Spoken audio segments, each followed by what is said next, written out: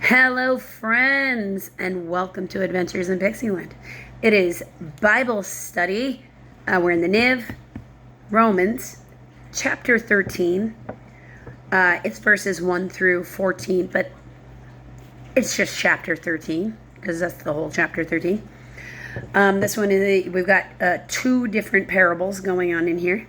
So the first one is called Submission to the Authorities, which I know for some of my particular friends, it's going to be like, because I know some people who grew up in some neighborhoods where they feel like the authority figures were their adversaries. And I understand why. But I'm reading from the Bible. I didn't get to choose the writing. And we're not, if you haven't noticed in the trend, we're not skipping. We're reading the New Testament. Everyone must submit himself to the governing authorities. For there is no authority except that which God has established. The authorities that exist have been established by God. Consequently, he who rebels against the authority is rebelling against what God has instituted. And those who do so will bring judgment on themselves. For rulers hold no terror for those who do right, but for those who do wrong. Do you want to be free from fear of the one in authority? Then do what is right, and he will commend you. So, yes, people who are in authority figures are going to have a certain level of corruption. No, he's not saying we don't have to ferret that out. If you go through the Old Testament, it's all kinds in there about ferreting it out. The Holy Spirit is a spirit of justice and truth. But here's the deal. Here's the real deal. Back in that Old Testament days, there are multiple stories of roving, the sun goes down. This is why there are certain rules. You were meant to always have and offer hospitality. Why? Because in every single one of these Old Testament towns, or at least a majority of them, because there's stories, multiple stories of this happening in the Old Testament, where there are apparently these roving band of rapists who just get to roam around and pound on people's doors all night until you throw that guest from the city out into the street so they can rape them right there. And they don't care if it's a man or a woman. They're going to rape them to death because they're there. And you're like, think about what would happen in today's society. We would call the police. And if it was like a big gang, they would come out with the riot gear. If it was big enough, they'd call in the National Guard. Right? None of that existed. None of it existed. Whether or not a foreigner to a town was protected in the night depended completely on the kindness of complete strangers following the word of the Lord. So you need to think about what that means. What situation that would leave you in if you were traveling. I'm sorry, there was a call trying to come in from somebody I don't even know. So I personally am grateful for the protective authorities, the first responders, and all the rest of that stuff.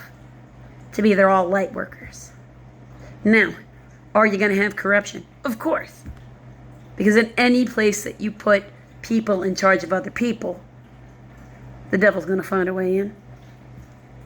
In this area of the world that we're talking about, where our faith comes from, the whole Old Testament is really God sending superpowered psychics who have chosen to talk to him to try to get people who are in authority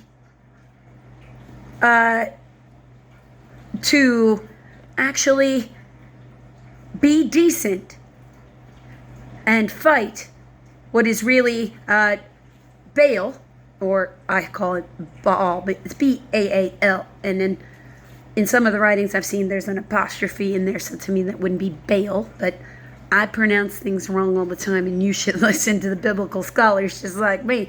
And there's Ashtoreth, also sometimes known as Ashtar, depending upon region.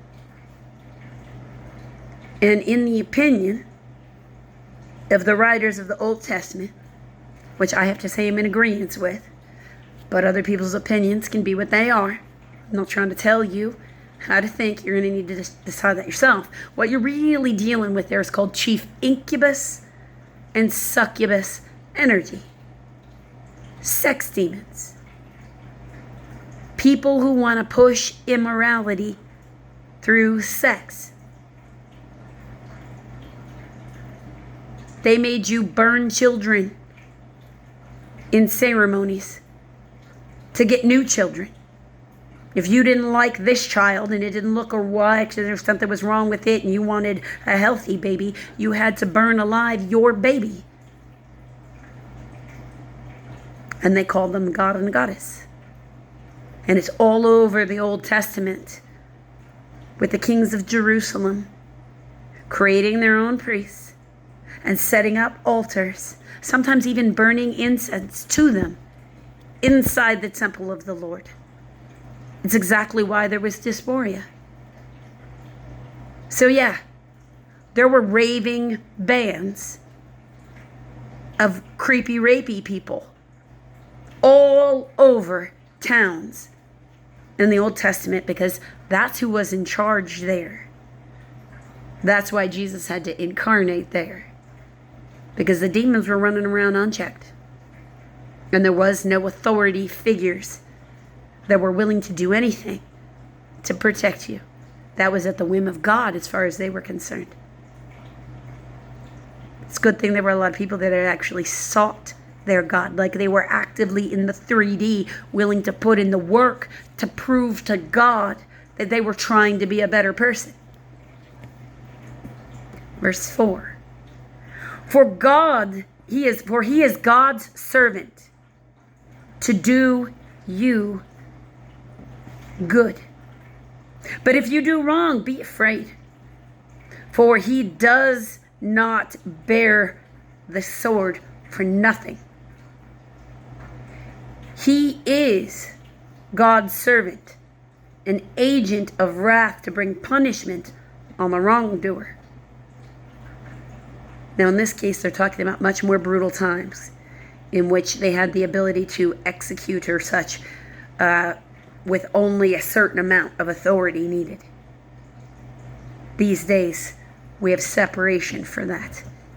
And that's because humans are not very good at controlling their emotions. So, and anybody suffers, because every human suffers from the human condition, because that's what being human means. It means your emotions might overcome your judgment upon occasion. I'm sorry, my technology's doing weird things in the background. He does that sometimes when he wants me to know I'm on target for him. Therefore, it is necessary to submit to the authorities, not only because of possible punishment, but also because of conscience. This is also why you pay taxes. For their authority are God's servants who give their full time to governing. Governing is an act of service. You are taking on the burdens of other people. And if you're taking on the burdens for other people, you shouldn't have to pay for it out of your own pocket. You deserve to be well paid just like anybody else. Because quite frankly, if they weren't doing their job, your life is pretty crappy. Give everyone what you owe him. If you owe taxes, pay taxes. If revenue, then revenue. If respect, then respect. If honor, then honor. this next part here. Love, for the day is near. Verse 8. Let no debt remain outstanding except the continuing debt to love one another. For he who loves his fellow man has fulfilled the law. The commandments: do not commit adultery, do not murder, do not steal, do not covet. Now, covet means to want what someone else has. Now, I'm being pretty specific. It is okay for you to see somebody having a real, I'm going to give you material objects because it'll be easier for you to see, a real beautiful car. And it's okay to want a car like that car. Like, I want to get me a car like that because that car is awesome. Look, I would be so happy in that car. Let me go get me a car, my own car. Let me go earn it for myself. Yeah. But to want bad enough that you're going to take from that other person what is actually theirs because you don't want to do the work to get your own, that is coveting. That's what it means to covet. It's not just a mild thing. It's not an in passing, like, man, I wish I could be like that. It's not just a moment. Because in that moment, when you have that wish, you're supposed to turn that into motivation to become whatever he's trying to get you to become. And whatever other commandments there may be are all summed up into this one rule. So all 10 commandments, still valid, but saying you're supposed to understand them, condensed into one rule. Because you're supposed to be seeking reasons to be a better person. If you love him and if you're taking on that discipleship, actively looking for ways to show love and compassion, actively looking for ways to seek a relationship individually with him, where you talk to him and he talks to you. Unconditional love is what he offers, because he offers unconditional forgiveness. Unconditional love requires unconditional trust. It's got to be a two-way street. There is no love without trust.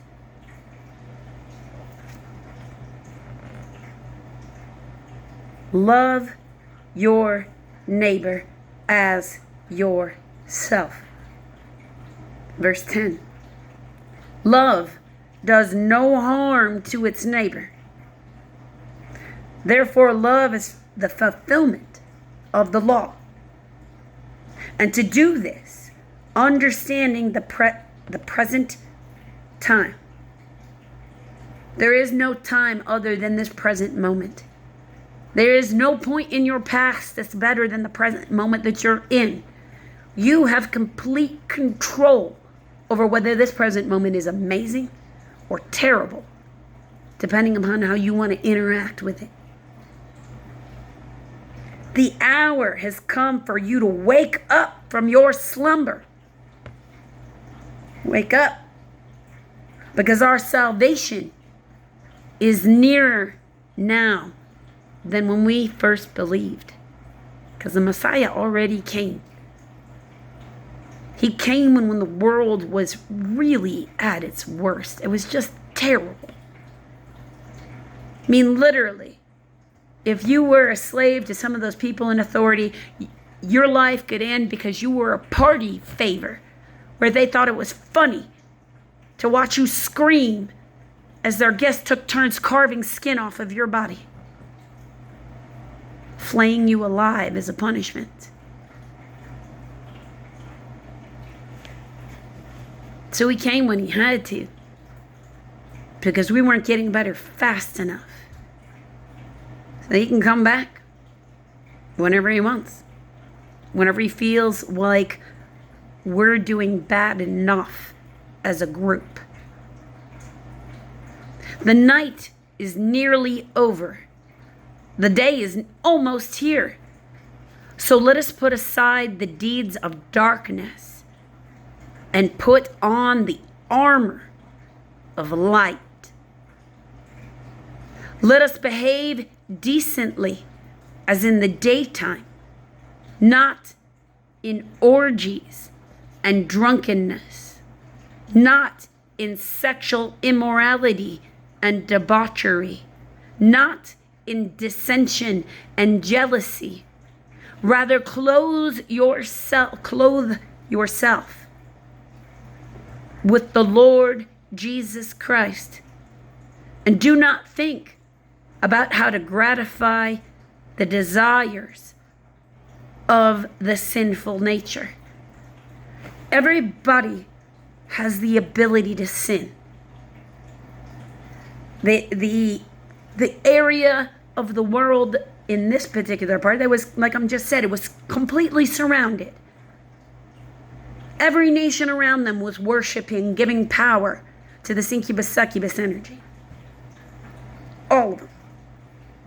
It's not a matter of whether or not they got into the noble lines there, and it's not a matter of whether or not they got into the priesthoods and the rabbis and stuff. We know that. It just says so.